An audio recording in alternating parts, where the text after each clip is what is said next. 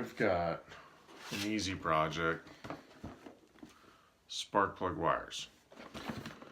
Pending there's not something goofy, should be fairly easy. You got 8 wires. Should be pretty straightforward. I'll show you how I'm going to do it. So I like to lay them out just on a table or something so I can see which ones are longest to shortest, because on a Ford you got distributor right in the front. You better know which wire goes to which length, otherwise you're going to kind of short side yourself halfway through the swapping them out. So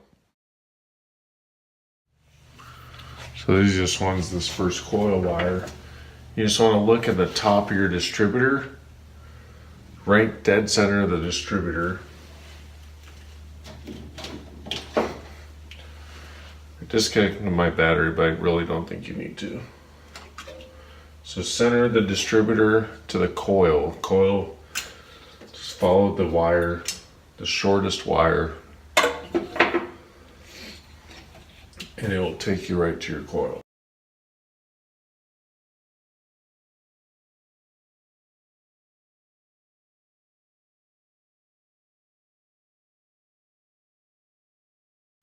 So right here is my first plug.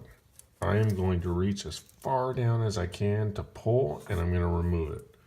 Now, instead of starting at the engine, what I like to do is I start right here at my distributor. Your distributor on a Chevy would be in the back, of course.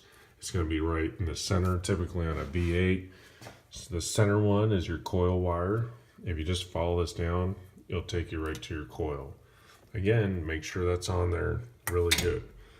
A coil can be mounted several different places. Mine's mounted right in front of the head. And then I start one by one, remove one cable at a time. That's how I do it. And I start on this side and work my way back, and vice versa. When you get done, what I have not done yet is you really need to clean up your wires. You want to keep them away from certain things. Heat, primarily. But right here, a big no-no I do have is because I haven't used the ties yet. They make the ties, which just little wire separators. You don't want these touching heat sources like exhaust manifolds right here, which they're gonna want to lay right there. And then up here, this is a mess. You don't want it to be flopping around. So when I get some more time this weekend, I'm gonna use the cable ties and make nice rows. You want like a nice sweeping row back to them. So you just tie them together. They make the little clips. I use a trick of zip ties to make wire separators. And it looks really clean when I'm done, but I've got to do that still. But that's the easiest, lasts a little bit. So when you pull your wires off, you're gonna have your distributor right in front. And what you want to do is you want to take one off at a time. Seems very simple, but if you don't, it's just going to slow you down, because then you're going to have to take a look at the firing order. It's going to be much harder than just doing one at a time. Seems simple, but if you've never done it and you make that mistake, not the funnest thing. Number 2, so this is my old spark plug wire. I've pulled it off. You've got one straight end typically with the V8. This goes right on the engine. You've got this side that goes right on the top of the distributor. Now, on these, you'll always notice you got this little dude in the middle. You've got this shroud around it to keep the moisture and all the fun stuff out.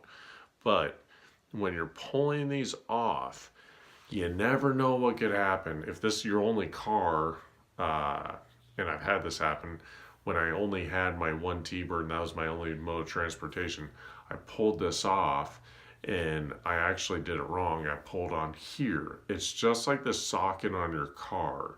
you want to pull, or socket in your house. When you pull on the vacuum cord, you don't pull on the cord, right? That's what Mom always said.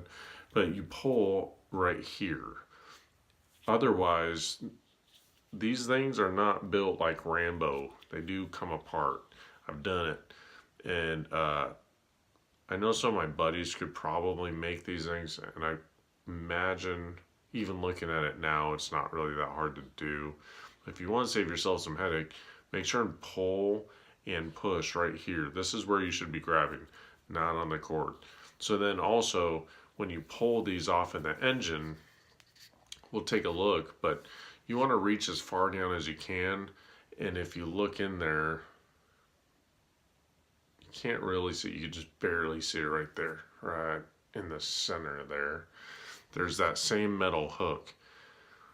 If you can get your hand far enough down to where you're pulling on the metal part, not this cord, it'll make it easier to remove. Now, these are all simple tips, but the simple tips, if you do them wrong, sometimes can be a real pain in the you know what. So last tip I got is when you put these suckers on, you want to make sure they're on really good. The last thing you want to do is put all these cables on for nothing, because if you don't put them on really good, they're not doing much.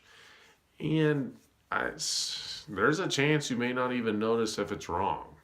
And that would be horrible, because you just lose performance for nothing. So when you put these on, see that little clip right here?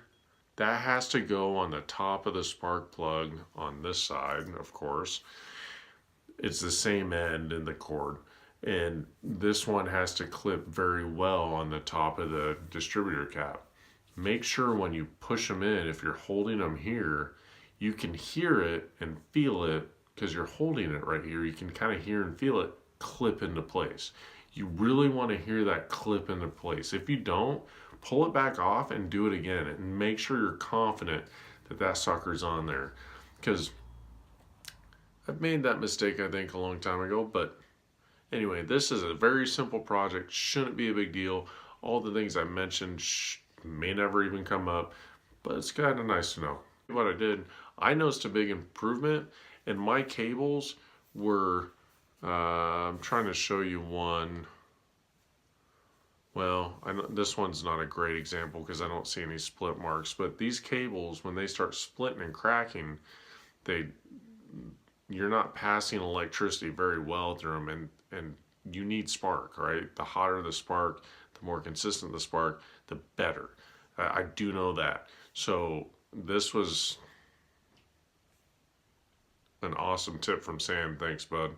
But yeah, I'm very glad that if you're just starting off working on cars, this would be a fun project.